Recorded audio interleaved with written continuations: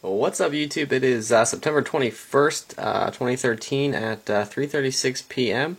I do have a little review to do for you guys. I did this for the iPhone 4S. I did not purchase an iPhone 5, but I am getting the 5S. I should say I already have it. Excuse me. This is my iPhone 5S right here. As you can see, I got the 32 gigabyte model.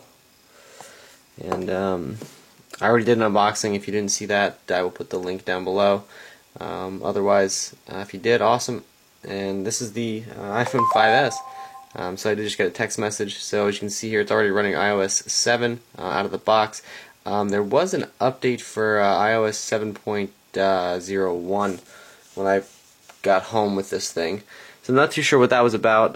So it said minor bug fixes and improvements, so it is what it is, and I downloaded it. I'm just going to quick go over the overview of this thing on the back and the front and the sides here. On the front, you're unable to see the ambient light sensor, but you can see the camera.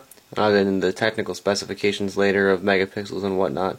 So you get your camera, your ambient light sensor, your proximity sensor. You can't see them, but believe me, they're there. You have your speaker for listening through the ear. Down here you have the home button. I'll get into that later. Nothing else on the front of the device. Still a 4-inch screen, so you can see there it's goes edge to edge. It's pretty cool, very nice.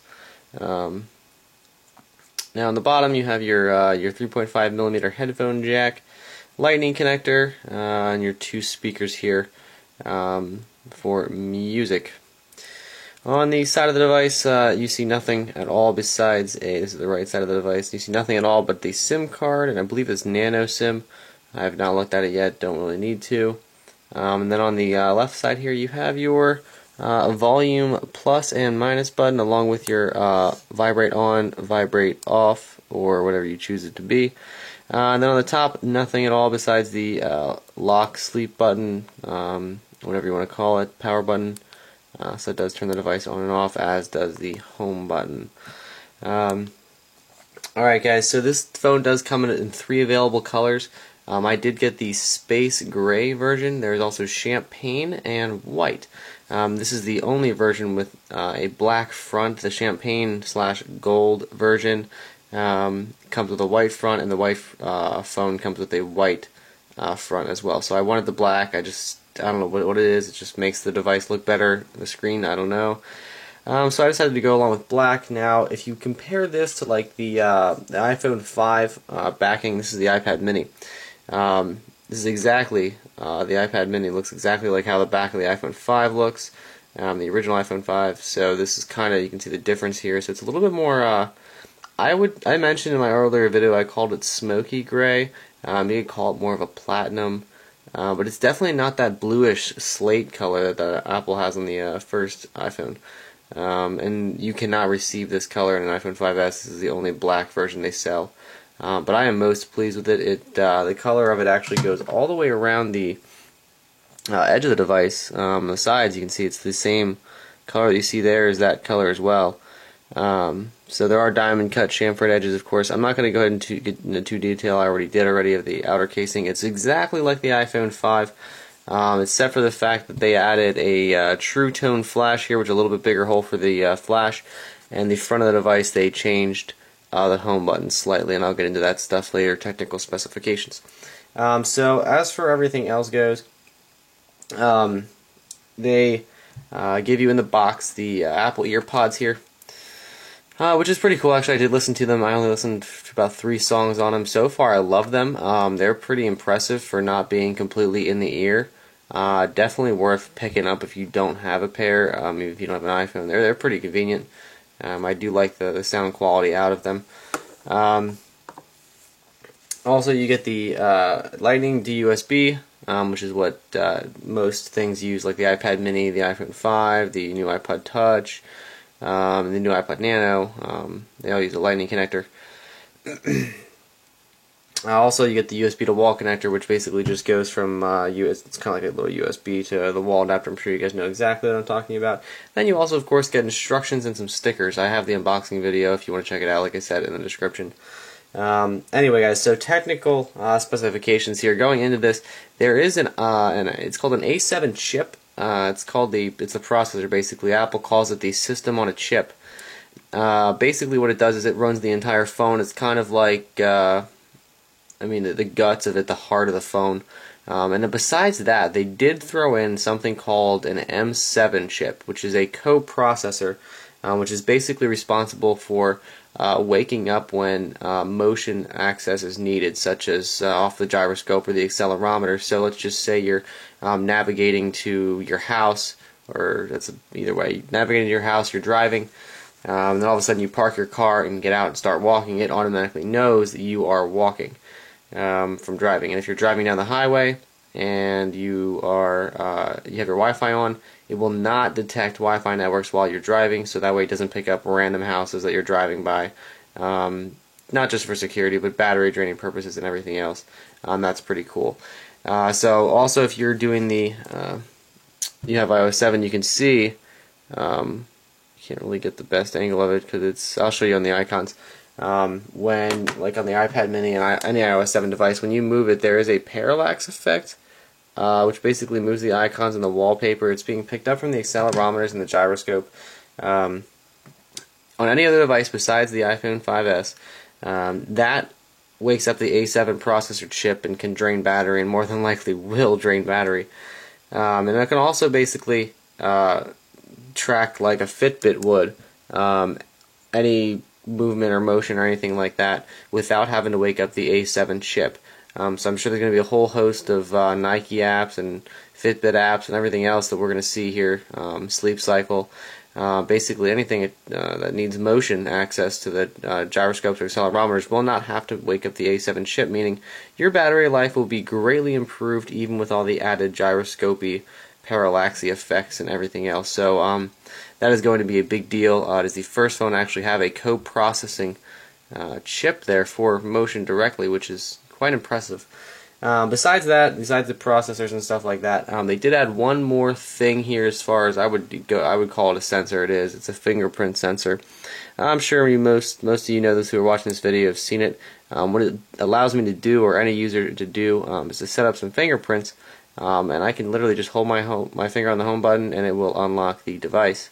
Now, granted, you can only have up to 5 devices. You have 5 fingers on this device, but I will get into that. So, also my thumb I have set, so you can see here. So it's pretty neat. It's very convenient. It's a little bit quicker than going over and typing in a password or even a passcode for that reason. And it keeps it locked without having the hassle of doing the password thing. So that's pretty nice. Also, I'm not going to go into iOS 7, but there's some pretty cool neat features like bringing up this from the bottom, your control center access, all this stuff, like a flashlight. And I will tell you, the flashlight on this thing is so bright, if you look at it directly, you'll be blinded for, I would say, at least 3 minutes. I did it. It was terrible in the best of ways, so really, really nice that Apple included the ability to use both flashes at the same time on a flashlight. And also you have access to your notification bar in the lock screen. If you choose not to do that, you can have that set up, blah, blah, blah, blah, blah.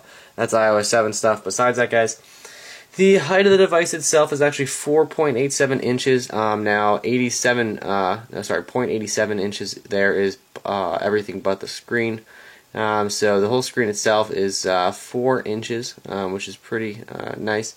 It's not an upgrade from the iPhone 5, but it is definitely better than their previous generation iPhones before the 5. And the width of it across is 2.31 inches, and also the depth right here is what they're calling the depth, basically from top to bottom here. It's 0.30 inches, so way under half an inch, which is, it just feels very thin and light. And its actual weight is 3.95 ounces. It's 112 grams, guys. That's pretty impressive for all the stuff that they did add to it. The system on a chip, A7 chip, is actually 2 times faster with about a billion, I believe they called them, I believe they're nanoprocessors or something like that. Honestly, I don't know the exact term they were using on stage during the event, but either way, guys, they doubled this thing processing speed-wise and kept it the exact same weight as the 5, so that's pretty awesome that they were able to do that. And granted, I know all you people that don't like Apple, I just changed from a Galaxy Note 2. I had the Galaxy S3 before that. I kept restarting, and I just was tired of it, and I just very much so enjoyed the fact of iOS 7 and the fingerprint scanner, which nothing else has so far. So Apple did a great job drawing in some new customers as far as that's concerned. I've always been a Mac guy, always been an iPad guy, but iPhone I was always worried about. But this is actually, I'm very impressed. Also in this thing, it does have assisted GPS and GLONASS. Now GLONASS is the global something or other assisted something or other from basically Russia. Built this thing for the military originally, and then they decided to make it public. It's kind of what the Russians use over there for their GPS systems like Garmin and whatnot. No, it is in here. The actual chip itself is in here. It's just not going to be used unless like there is no GPS signal or something else is going on. But it can map the entire world, so it's just basically a backup or kind of a way to assist the regular GPS, which is awesome that Apple included that. The iPhone 4S was the first phone to have that. GLONASS is what they call it. You can look that up on Wikipedia. It's called GLONASS. It was, like I said, developed by the Russians. Inside here you also have a compass. Clean the screen real quick. Compass and also Wi-Fi and obviously cellular antennas. Besides that, the screen itself is actually 1136 by 640 pixel resolution, which is actually 326 ppi widescreen. So you're getting a full widescreen view here when you turn this bad boy on. The contrast ratio itself is 800 to 1. So it's pretty nice. I'm not going to go over Retina details, obviously, because it's been on the iPhone 5 for a year now. The back camera is actually 8.0 technically megapixels, which I know it doesn't sound like much. It's been the same since the 4S, and people are complaining about that. But it does have. They did upgrade the actual the pixels themselves. They made them larger, and they made the aperture on the inside here 15%, which allows more light. And Apple will tell you, I will tell you, that if you look at the demo pictures of what this actually looks like compared to the iPhone 5, it is most impressive. So technically, they're saying it's 1.5 micron per pixel. So I mean, photo fans out there know what that is. Anyway, the lens itself is still sapphire crystal, so they did a very nice job with that. It's very scratch resistant, so that's good for people that aren't going to put a case on it. And you can kind of see the difference in color on the LED there. The flash is true tone is what they call it. There's ambient, and then I guess you would call it fluorescent light. Two different flashes that can fire at once or in 1,000 different combinations according to Apple when you take a picture.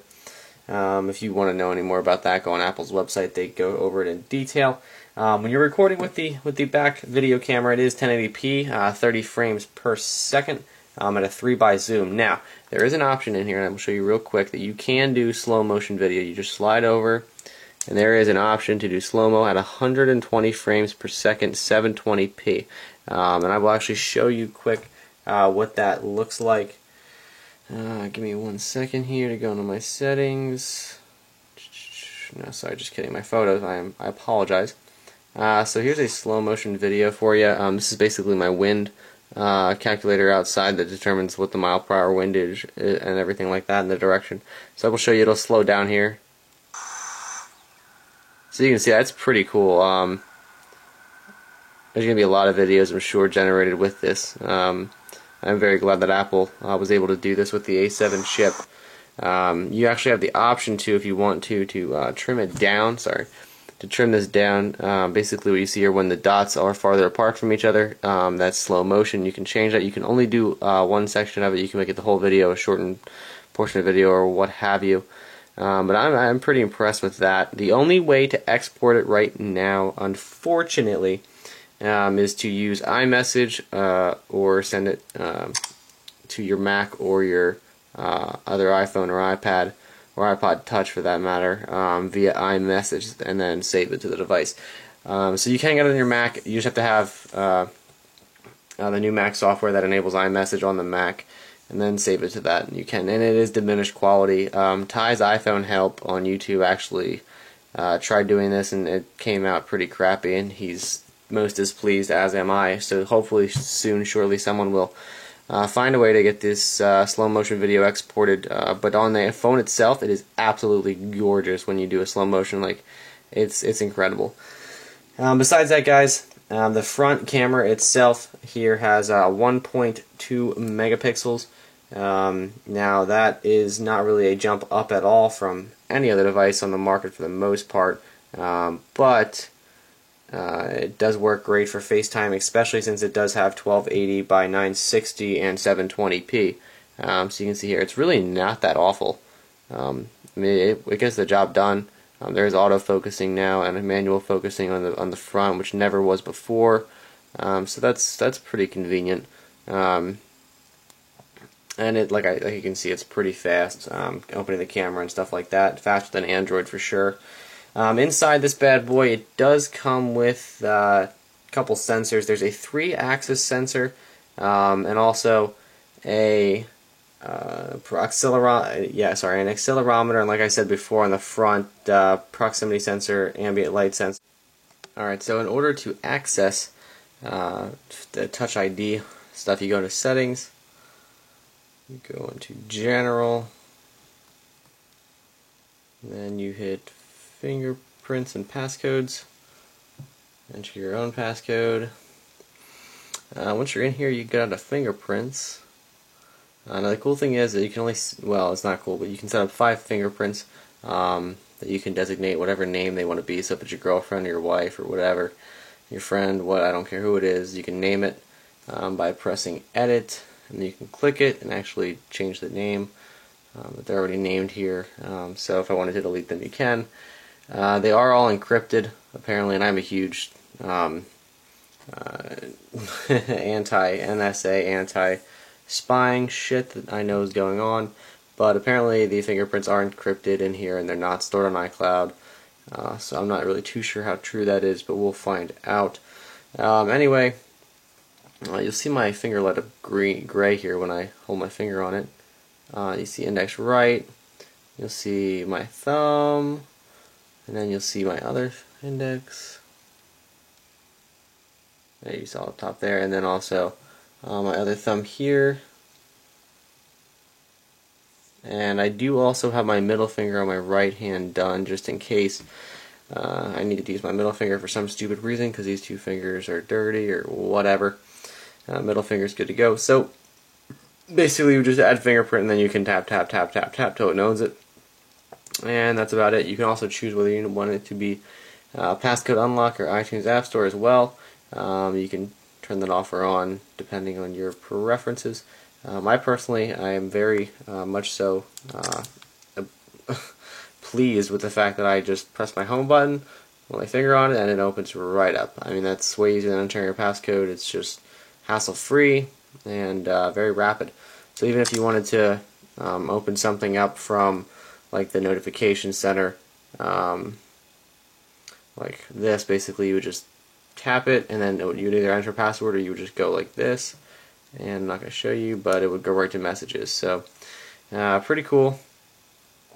I mean, overall it's definitely a very rapid and fast device. I didn't really play around with this for too long. I've only had it for what's it been, 12, about 29 hours or so, a little bit over. So I really haven't played with it too much, but definitely pretty cool. So if I left anything out, guys, anything you want to know about it, anything you missed, anything you saw that you didn't really understand or what have you, just write a comment, like this video if you enjoyed it. Much more to come on this thing, hopefully with some upcoming updates and everything else, and some how-tos as well, but definitely a really cool device, guys. Every case that's for the iPhone 5 will fit on this.